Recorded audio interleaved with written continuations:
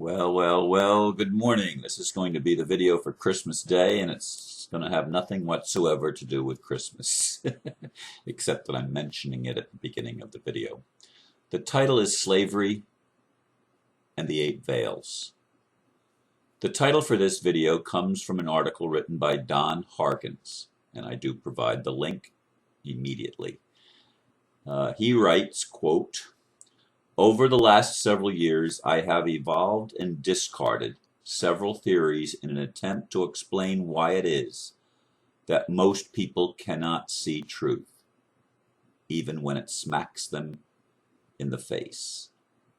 Those of us who can see the conspiracy have participated in countless conversations amongst ourselves that address the frustration of most people's inability to comprehend the extremely well-documented arguments which we use to describe the process of our collective enslavement and exploitation.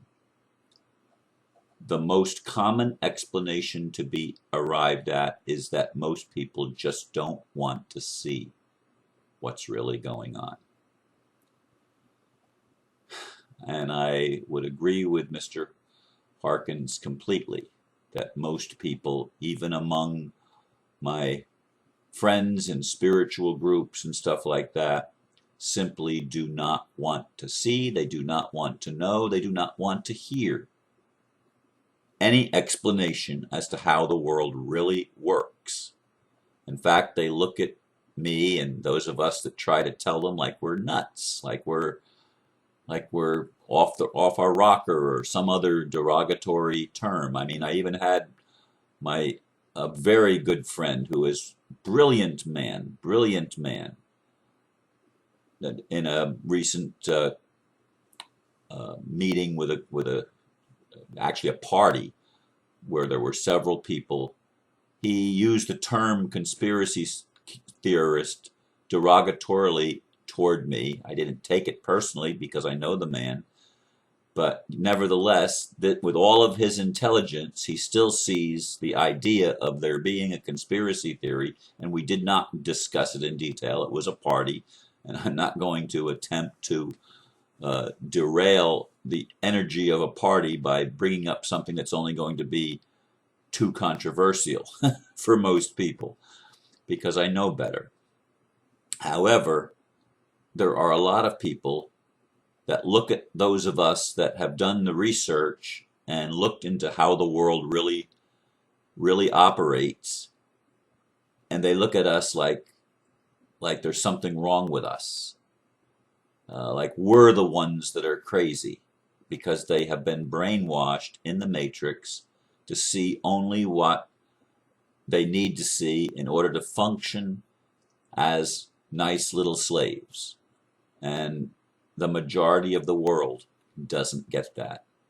He talks about eight veils, as the title indicates, and I'm going to just briefly cover each of those veils. The first is the world of politics. Most people actually think that what mainstream media presents about politics is the truth. For example, if the candidate in the United States is not a Republican or a Democrat, they are simply considered non-viable candidates.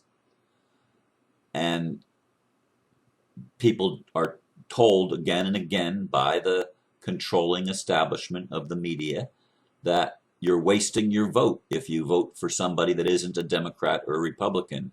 And most people never even get it, that they are both run by the exact same people. They don't even see that there's no difference, only superficial difference between Republicans and Democrats, or liberals and conservatives, or whatever parties happen to be in your particular country. And some people don't even understand that there are different names for different parties in different countries. That's the level of ignorance of the general population, and how the general population has been dumbed down to see only a very small fragment of what makes up our lives and what influences us as human beings. The world of history was the second thing that he veil that he talks about, the relationship between people and their governments, and the meaning of self-government and constitutional and common law. Most people have no clue even what natural law is. That natural law is simply uh, that which is self-evident. We hold these truths to be self-evident. Most people, no truth is self-evident. Now, of course, if you take someone and you abuse them, they're going to say, well, that's not right. And even if they don't say it, they're going to know that something wrong is happening to them. That's natural law. You know when you're being abused, especially when it's overtly, you know that there's something wrong with that. You just have the sense, the natural awareness that something is amiss. The world of control is the next level, and fewer people in each level get it because they don't realize how exploitative and controlling the whole world is. The people that are the leaders in politics, and they don't even see that there's a man behind the curtain, but it's all a control game, and it's control of all of the resources, including human resources or people. And most people don't understand that there is a small group of people that are controlling this. And secret societies make up what he calls the fourth veil.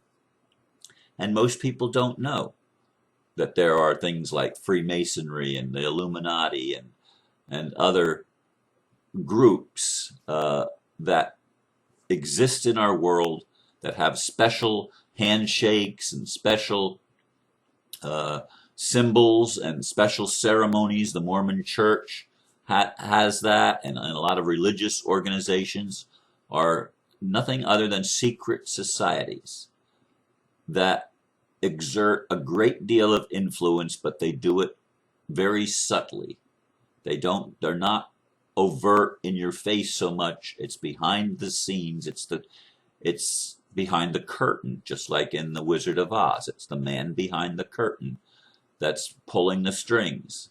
Not the person that you see, not the people that you see in politics and stuff like that. It's behind the people in politics. And advanced technology, he calls the fifth veil. And we don't realize that what the technologies that the public is allowed to use are technologies that give the controllers, the people behind the curtain, greater influence and greater control. They are actually mining techniques that mine our minds so that they know what we're thinking, and nothing is hidden. There's no privacy, there's no secrecy for the people. The secrecy is all for the people behind the curtain that want to be in control of everything. And there are technologies that are being used against the people, and the people don't even realize it. And they don't even want to hear that there's technologies. And the sixth veil he calls dragons, lizards, and aliens. And I find that interesting in light of the fact that I've been working myself with the dragon family, and especially the ambassador, for several months now. And I've known about extraterrestrials, and they're not fictional things. These things are real energies that people scratch their heads and reptilians. What are you talking about? Like, I remember how many people felt when David Icke first talked about some of the leaders being reptilians or dragons and lizard people. And, people would think of him as, he's nuts. He's nuts. This is crazy stuff. You're insane if you believe that. But yet people that have pierced the veils and are more in the know and aware of what's going on realize that these things are not mythological creatures. We are not alone in this universe, and there are beings that are not human beings that have a great deal of influence and control on our planet. This is not something that's just conspiratorial. It is the reality.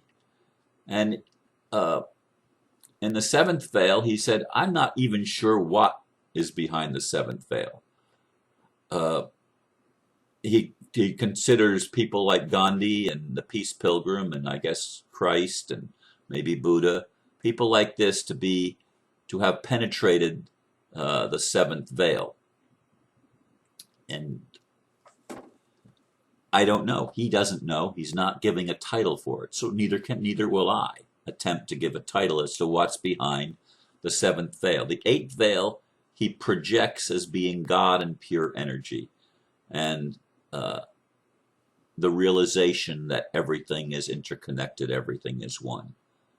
And when we see that, we arrive at a level of consciousness that that has the capability of liberating us. And one of the things that he makes very clear is our enemy is the state. I would add, and the religions. These institutions are control institutions. And until we recognize that they are controlling and enslaving our minds and our bodies, we will not begin to comprehend what's going on in our lives, what's going on the planet. We need to penetrate the veils, folks. We need to get beyond what we can see, and to understand why things are the way they are. That's what I've been trying to do. That's what the ambassador tries to do. When we talk about the war on ignorance, this is what we're talking about. We're talking about getting people to the space where they're willing to listen, first of all. They're willing to see and consider that there's more going on than meets the eye. There's more going on than we're aware of. And we are ignorant of many things. When we accept our ignorance, we can start opening doors to allow more information in, and more training and more knowledge that will ultimately bring us to the place of liberation. But if we're unwilling to see, if we're unwilling to listen, then we remain locked in our prison, our invisible prisons, which are very, very cleverly disguised so that we think we have choice, like in voting, like in the first one, in the veil of politics. We think we have a choice. Well, I can vote for the Democrat or the Republican, as if that's a real choice. It's not. And until we understand that the people that we're given to vote for are part of secret societies with secret handshakes and using symbols and stuff like that, which most people don't know, and using words that have been convoluted so that the meaning is obscured, and the average person thinks the word means something, but they're using it altogether differently, like understanding. We think that means to comprehend something, but it means to the people that are using it oftentimes to stand under their authority. Do you understand? Are you willing to stand under my authority? The judge will ask, but he won't ask it that way. He just says, do you understand? And you think he means, do you get it? And you say, yes, I know what you're saying, but you don't know what he's saying. You have no clue what he's saying because you haven't allowed the veil to be pierced in your own life. It is my hope, it is my prayer that as we move out of 2014 and into 2015, that more and more people will allow the veils to be pierced in their own consciousness. I don't know what it's going to take to change the world. Some say 144,000. Others say the square root of 1% of the world's people, which is actually a very small number, 8,000 and something people only, not 144,000. Some say it will take a majority. If it takes a majority, we're in serious trouble. I don't think the earth itself will be inhabitable by humans if we require a majority of the human race to participate in the awakening. If it requires that for the planet to become awakened, we're in deep shit. I just don't see a majority happening for a long time, because the brainwashing techniques used by the men behind the curtain, or the extraterrestrials behind the men behind the curtain, if it requires a majority, the brainwashing is just too strong to overcome, because people are going to believe what they've been told. They're going to, like the daughter asks, she always cuts the roast in two before she cooks it. And, well, why do you do this? Well, because the pan that I used to use, it didn't fit the whole roast. I had to cut it in half in order to get it to go into the pan correctly. Well, that's no longer a problem, but you still do it because that's the way we've always done it. And we've got to get beyond that, folks. And more of us need to help those that are struggling to get it, struggling to learn about the world that we live in and about our situation. And the most important thing is that ultimately we have to learn that we are connected to all that is. The dark and the light, we're connected to all of it. No exceptions. We are microcosms of the macrocosm. And when we get that in our heads and our hearts and start living from a place of love and compassion, then we have a chance to really make a difference and to really help create together the world, a world that works for ultimately everybody. Because the intent of creation is that we all be set free. Thank you for listening, and have a Merry Christmas, everyone. Namaste.